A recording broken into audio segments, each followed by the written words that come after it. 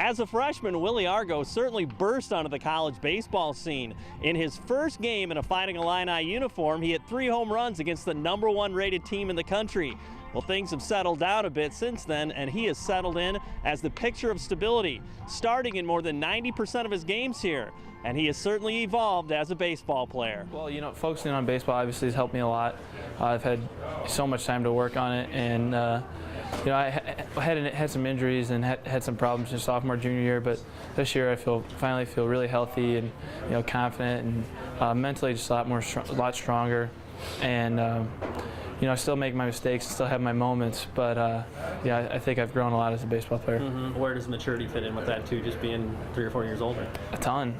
Even a huge difference from this year to last year. There's no more throwing helmets or, you know, anything like that. You know, it's a huge part of it, and that's a huge part of baseball. You got to go pitch by pitch, play by play. Where have your teammates fit into that, and injecting like strong character, stuff like that, and your coaches too? I mean, and just being on this campus, being around a quality group of men and stuff too. Yeah, we have a great group of coaches. You know, they stress, you know, integrity, character, doing things the right way. So they've been a huge influence on that.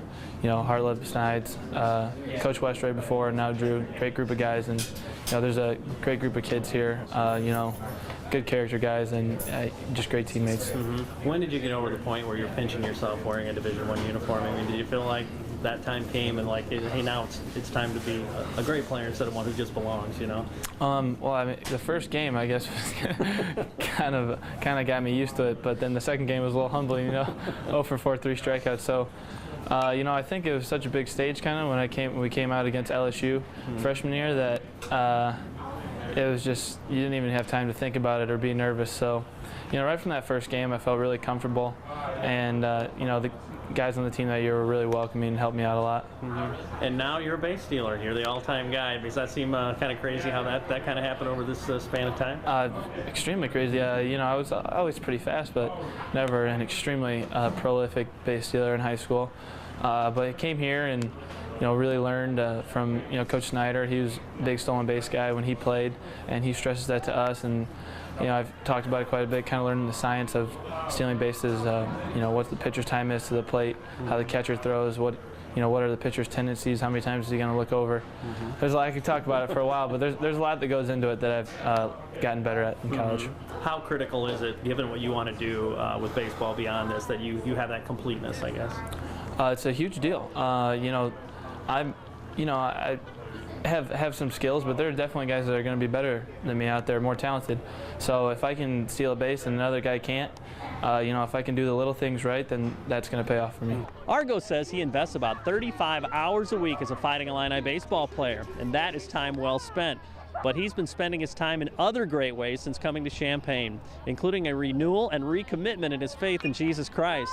And now, as he faces a probable career in pro baseball, he says that faith is what he'll rely on most. I never really was very, I would guess, strong or active in my faith.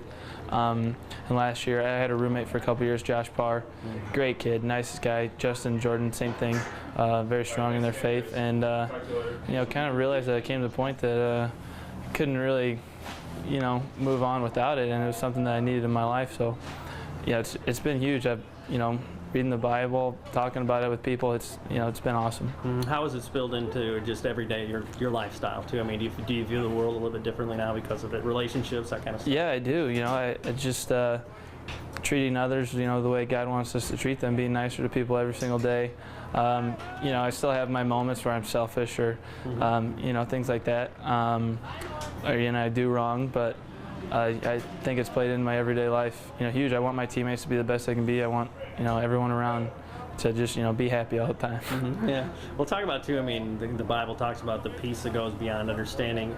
How does that fit in with given the frustrations that can happen as a baseball player, as a student, as a friend, as a son, those kind of things? Yeah, you know, everything. You know, life's not easy, and you know, whenever I get anxious or, you know, I've stayed up plenty nights where I couldn't sleep. You know, anxiety, stuff like that, and you know, just reading the Bible. You know, almost every game, whenever I'm feeling a little anxious, I just take a look at it, and just know that, you know, everything's going to be all right.